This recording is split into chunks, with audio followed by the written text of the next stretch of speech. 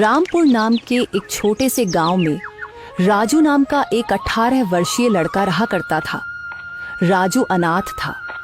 उसकी माँ उसे जन्म देते ही चल बसी और उसके पिता ही उसे पालने के एकमात्र सहारा थे।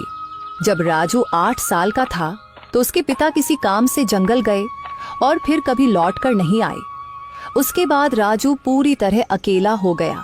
राजू गांव की एक टूटी फूटी झोपड़ी में रहता था।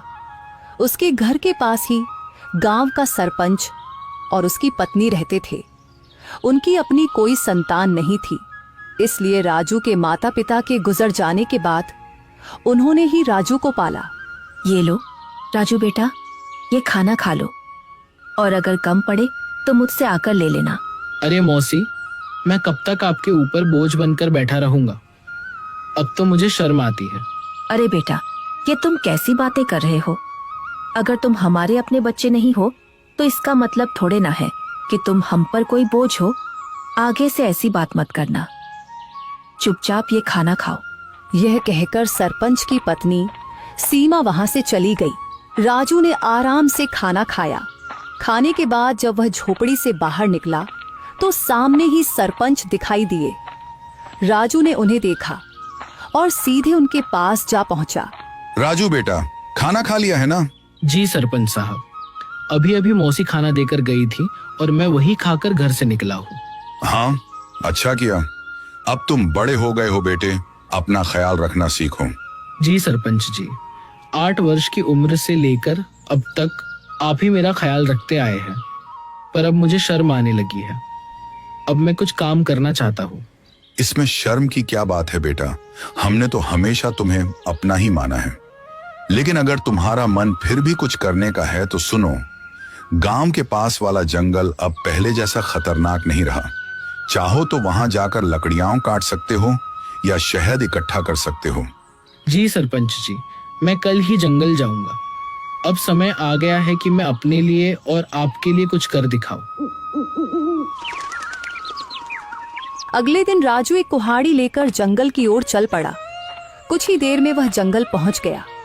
जंगल में कदम रखते ही उसने सोचा, कुछ भी कहो, सरपंच जी ने बचपन से लेकर अब तक मेरी बहुत मदद की है।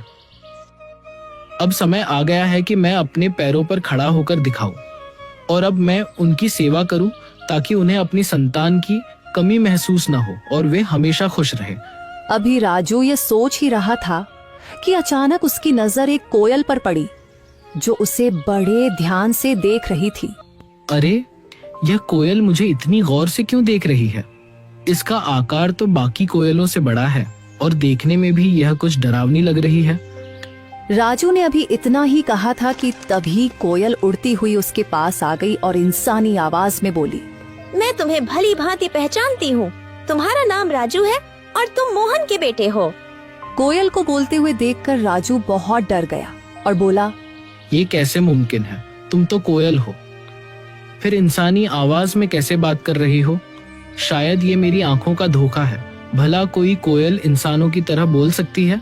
नहीं, यह तुम्हारी आंखों का धोखा नहीं है। मैं सचमुच बोलने वाली कोयल हूँ। असल में मैं भी कभी इंसान थी, लेकिन एक तांत्रिक ने मुझ पर श्राप दे दिया और मैं कोयल की शक्ल में बदल गई। मैं तुम्हारे पिता के रहस्यों के बारे में सब कुछ जानती हूँ। वे कुछ समय पहले जंगल गए थे और फिर कभी वापस नहीं आए। अरे, न जाने कौन हो तुम। मैं ऐसे कैसे तुम्हारी बात पर विश्वास करूं? कभी सोचा है तुमने? तुम पिछले कई वर्षों से बिना पिता के रह रहे हो, लेकिन गांव में कोई भी तुम्हारे पिता के बारे में बात नहीं करता। तुम्हारी कोई मदद नहीं करता सिवाय तुम्हारे गांव के सरपंच के। लेकिन मैं तुम्हारे पिता के बारे में सब कुछ बता सकती हूँ। तुम्हारे पिता अभी जिंदा हैं और मुझे यह भी पता है कि वे कहाँ हैं। अच्छा तो बताओ, मेरे पिता कहाँ हैं? मैं उनसे मिलना चाहता हूँ। मैं तुम्हें जरूर बताऊंगी, मगर उससे पहले तुम्हें मुझे इस श्राप से मुक्त कराना होगा। राजू को न जाने क्यों उस कोयल से डर महसूस होने लगा। अरे, मुझे तो लगता है कि यह कोई राक्षस है जो मुझे अपने जाल में फंसा रहा है। इससे पहले कि यह मुझे नुकसान पहुंचाए, मुझे यहाँ से भागना होगा। यह सोचते ही राजू तेजी से गांव की ओर दौड़ पड़ा। लो भाई, आ गया दिनेश पेप्सी पानी पूरी वाला। आइए आइए और पेप्सी पानी पूरी खाइए। पानी पूरी खाने का एक नया अंदाज। आइए आइए। दिनेश जैसे ही बाजार में अपना ठेला लाते हुए आवाज लगा रहा होता है तो पहले से ही वहाँ खड़े पानी पूरी वाले उसका मजाक उड़ाते हैं। पेप्सी पानी पूरी अब पानी पूरी में पेप्सी डालकर बेचेगा क्या ये आदमी है? अरे लोग तो ऐसी पानी पूरी चखते ही उल्टियाँ करने लगेंगे भैया। सही कह रहा है भोला तू। देखना तू 10 दिन भी नहीं टिकेगा यहाँ पे। सभी पानी पूरी वाले उसका मजाक उड़ा रहे थे, लेकिन ग्राहक उसकी तरफ हैरानी से देख रहे थे। अरे देख तो नेहा, कोई नया पानी पूरी वाला आया है। चल तो सही, इसकी पेप्सी वाली पानी पूरी चख कर आए, आखिर ये होती कैसी है। हाँ हाँ चल। अरे भैया जरा हमरे लिए एक एक प्लेट लगाना तो। वैसे कितने का एक प्लेट? जी सिर्फ 20 रुपए प्लेट। फिर जैसे ही काजल और नेहा उस पानी पूरी को अपने मुंह में रखती है, वो तो खुशी से पागल हो उठती है। अरे वाह वाह वाह वाह, इसका पेप्सी वाला पानी पूरी तो बड़ा ही कमाल का है रे। क्या स्वाद है, मजा ही आ गया।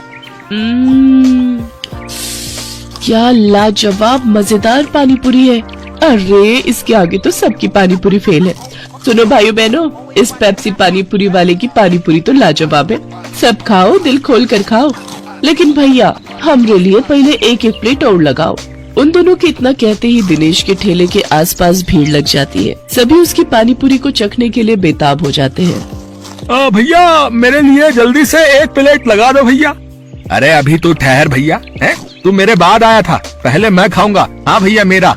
अरे सब्र करो भाई, सब्र करो। मेरी पेप्सी पानी पूरी तुम सबको मिलेगी, ठीक है? दिनेश की पेप्सी वाली पानी पूरी ने सब पर ऐसा जादू चलाया कि उसका धंधा जोरों से चल पड़ा। उस दिन के बाद वो जैसे ही ठेला लगाता उसकी कमाई शुरू हो जाती।